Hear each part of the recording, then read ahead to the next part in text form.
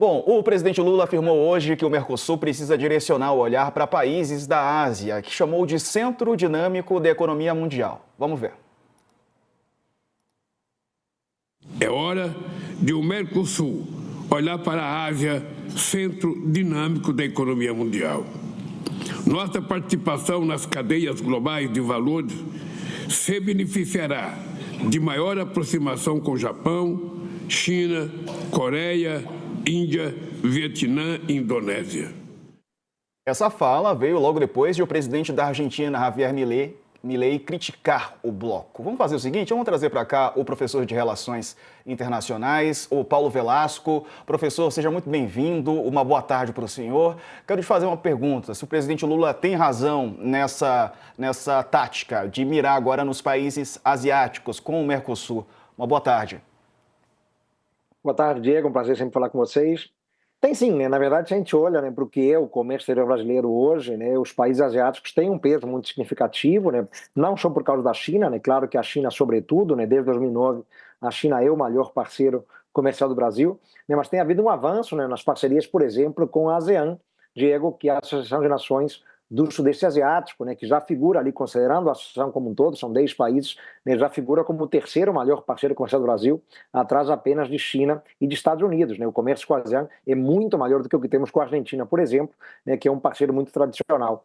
Né? Pensando no que é o Mercosul, né, o Mercosul ainda tem, né, muito poucos acordos de livre comércio mundo afora. Né? A estratégia do Brasil sempre foi mirar no multilateralismo, mirar nas negociações da Organização Mundial de Comércio, né, que não vive um bom momento. Né, isso acabou, né, de fato, fazendo o Brasil despertar para a necessidade de negociar acordos bilaterais a partir do Mercosul. Né? Por enquanto, o Mercosul tem muito poucos acordos, né? Temos acordo de livre comércio, né, com Israel, Palestina e Egito, né? E em 2023, né, aí mirando na Ásia, o Mercosul fechou um acordo com Singapura. Né? Estão avançadas as negociações do Mercosul com a Coreia do Sul, temos diálogo e negociações também importantes, né, com Emirados Árabes, com a Indonésia, com o Vietnã. Então, pensando no rol de acordos, claro, também tem o Canadá, mas pensando no rol de acordos que estão sendo negociados agora, né, o Brasil está claramente via Mercosul, mirando na Ásia, porque, como o presidente falou, né, é sem dúvida alguma a área mais dinâmica da economia mundial, né, a região que mais cresce, né, em termos sustentados no mundo nas últimas 2 décadas, né, e o Brasil, claro, tem a ganhar estreitando relações, né, com esses atores. Né. Uma das promessas, aliás,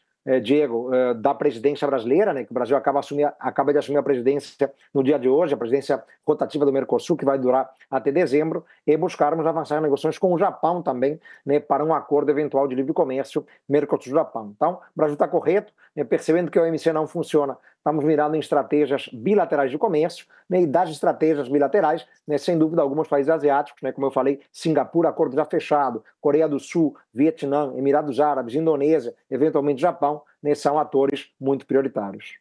Ô Letícia, tem pergunta? Professor, boa tarde.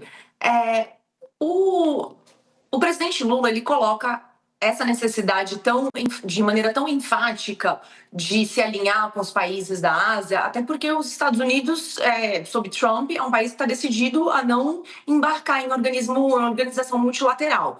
E o Lula tem tido muitas reuniões, muitos encontros com o presidente da China, tem tratado de acordos, eles fecharam uma série de acordos no fim do ano passado. Enfim, a Argentina, sob Milei, já ameaçou por várias vezes, inclusive, sair do Mercosul ao longo dessa gestão ultraliberal do presidente. Como que está essa relação hoje em dia? O Mercosul, qual que é o tamanho da força dele e como que está essa relação do Brasil com os países asiáticos, a força disso desse grupo para fazer frente aos Estados Unidos, que pelo presidente Trump, eles sairiam até da ONU. Como é que o senhor está vendo isso hoje em dia? Então, Letícia, a estratégia do Brasil é uma estratégia de não concentrar os esforços negociadores, né, apenas em uma região, né, ou em um grupo de parceiros. Né? O Brasil, historicamente, pauta a sua política externa naquilo que a gente chama de uma orientação universalista, né? Ou seja, tentar jogar em várias frentes. Né? E tem sido assim, né? Temos que lembrar, né, que no final do ano passado o Mercosul anunciou finalmente o fechamento do acordo Mercosul-União Europeia, depois, né, de 25 anos de negociação. Né? Foi anunciada ontem né, também a conclusão das negociações, né, com o European Free Trade Agreement, né, um grupo de países europeus, né, composto por Suíça, Noruega, Islândia e Liechtenstein. Então o Brasil está olhando para a Europa também, né, como está olhando para a Ásia, né, como nós comentamos, né, como forma inclusive de compensar, né, de um lado, né, a paralisia do sistema multilateral de comércio, a OMC vive um momento muito ruim, mas também, como você muito bem colocou, Letícia, né, para compensar a postura ultraprotecionista dos Estados Unidos da América, né, com esses tarifatos em sequência do presidente Donald Trump, né, que acabam impactando e criando incerteza, claro, não só para o Brasil, mas para os países asiáticos, né, muito particularmente para a China, para os países europeus, né, velhos parceiros de Washington, mas que se veem ameaçados por esse protecionismo, né, tão escrachado do presidente Donald Trump. Então o Brasil está sabendo jogar esse jogo, né, buscando, né, parcerias alternativas, né, tentando estabelecer e ampliar, né, o rol de acordos de livre comércio que existem a partir do Mercosul, que, repito, ainda são muito poucos, mas estamos buscando ampliá-los, e aí é natural olhar não só para a Ásia, né, a Ásia, assim, com grande importância, como o presidente Lula disse, mas olhar para outras regiões, né, por exemplo, os países europeus, né, que também têm muito a oferecer em termos de mercado, né, é um mercado de um tamanho importante, relevante, né, se o Brasil conseguir exportar com vantagens, né, claro que isso ajuda muito, né, a compensar esse momento desafiador da economia política internacional, Letícia, né, de um lado o protecionismo agudo do Donald Trump e de outro lado as dificuldades vividas, né, pelo multilateralismo em geral, mas muito em particular, né, as dificuldades da Organização Mundial de Comércio, que não consegue, né, de fato, entregar acordos comerciais relevantes nos últimos 15 anos. Couto. Professor Velasco, boa tarde. Eu queria que você falasse um pouco sobre as relações do Brasil com a Argentina e do Lula com o Milei, que chegaram, acho que, a um ponto assim, de desencontro muito grande.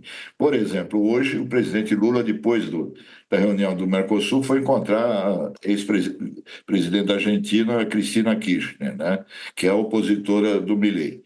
E lembro que o ano passado o Milei esteve no Brasil, não esteve com o presidente Lula, e foi visitar o Bolsonaro em Santa Catarina. Hoje, o Lula se recusou a uma reunião bilateral com o Milei. Como é que ficam esses dois parceiros, vizinhos aí, no Mercosul agora, no próximo mandato do presidente Lula? Professor, só trazendo aqui as imagens para o senhor responder, porque o presidente Lula então encontrou a ex-presidente da Argentina, Cristina Kirchner, que cumpre pena de 6 anos em prisão domiciliar em Buenos Aires, como disse o Couto. A visita foi autorizada pela Justiça e depois ele se reuniu com Pérez Esquivel, Nobel da Paz, e segurou um cartaz com a frase Cristina livre. Lula chegou para esse encontro no começo da tarde e ficou por lá cerca de 50 minutos, quase uma hora. O presidente encontrou Kirchner depois de cumprir a agenda no Mercosul. O atual presidente da Argentina, rival da ex-presidente, estava lá, o Javier Milei, mas, como disse o Couto também, o presidente Lula não tem reunião marcada, não tem reunião com Milei, nenhum encontro bilateral entre os dois. Diga lá, professor. Vamos lá, Diego, Couto. A relação de alto nível, né, Brasil-Argentina é uma relação muito ruim, né, já há algum tempo, né, isso não começou agora, né, com o mandato do Lula. Se olharmos para alguns anos recentes, né, também não havia diálogo de alto nível nenhum, né, entre os presidentes Bolsonaro e Alberto Fernandes. As diferenças ideológicas, né, político-partidárias, as distintas visões de mundo têm dado tom, infelizmente. Né, eu diria que tem faltado pragmatismo, né, ao relacionamento de alto nível entre Brasil e Argentina. Então, depois de períodos, né, muito sombrios no diálogo, né, Brasil e Argentina com Bolsonaro e Fernandes, entramos também num cenário de incerteza absoluta, né, a partir do momento, né, em que Lula e Milei coincidem nas presidências. Né. Tivemos apenas um pequeno período positivo ali, que foi a relação do Lula com o Fernandes, mas no final daquele ano o candidato apoiado pelo Lula, Sérgio Massa, perdeu a eleição. Né? Aliás, o Lula foi imprudente, né? Podemos dizer, assim como o Bolsonaro tinha sido imprudente, né, 4 anos antes, né? Porque não é tradicionalmente, né, algo da política externa brasileira um presidente se posicionar explicitamente a favor do candidato A ou B. Isso não se faz, né, porque na eventualidade da vitória do outro, né, isso cria, claro, uma celeuma grande, difícil de ser superada. Né? Então o Bolsonaro, à época, né, tinha apoiado o Maurício Macri na reeleição, né, e o Alberto Fernandes ganhou. Aquilo criou uma ruptura entre o diálogo de alto nível Brasil e Argentina, e o Lula repetiu o erro, né, 4 anos depois, né, quando apoiou o candidato governista Sérgio Massa, né, e o Milei acabou ganhando. Então, né, criou-se ali, de fato, uma fratura, né, uma falta de disposição, né, dos presidentes, e reitero, isso a gente pode colocar muito na conta, Couto, de falta de pragmatismo. Né, eles têm, né, se apegado muito mais a vaidades pessoais, né, um orgulho, né, pessoal, né, não querendo dar um passo à frente para buscar, né, quebrar o gelo e estabelecer um diálogo mais cordial, mais próximo, né, e eu diria, claro, né, mais produtivo e profícuo em prol, né, do interesse bilateral dos dois países, né, e do próprio Mercosul. É claro que a relação do dia a dia ela se mantém, né, o nosso embaixador em Buenos Aires, o embaixador Júlio Bitelli, uma figura muito importante, dialoga muito bem, né, com a chancelaria argentina, né, tem conseguido, né, de fato, né, tocar a relação bilateral no que diz respeito ao seu dia a dia. Então, a relação não está interrompida, mas o diálogo de alto nível entre os presidentes, né, que é muito importante, né, para ampliar, aprofundar, né, uma dinâmica bilateral cooperativa, né, esse diálogo de alto nível praticamente não existe. Né, sabidamente o Lula não gosta do Milei, o Milei não gosta do Lula, eles não têm que ser amigos, né, mas eles têm que estar dispostos a trabalhar de maneira conjunta, né, em prol do interesse dos seus estados e da região. Infelizmente, né, tem havido um excesso de vaidade dos dois lados, né, apegados, né, a posições mesquinhas e tacanhas do ponto de vista político-partidário, né, não dispostos, né, a aceitar o contraditório, as visões divergentes, né, e aí, claro, né, o diálogo entre os dois líderes acaba não acontecendo. É ruim para o Brasil, é ruim para a Argentina, Cocho, é muito ruim para a região e para o Mercosul em particular.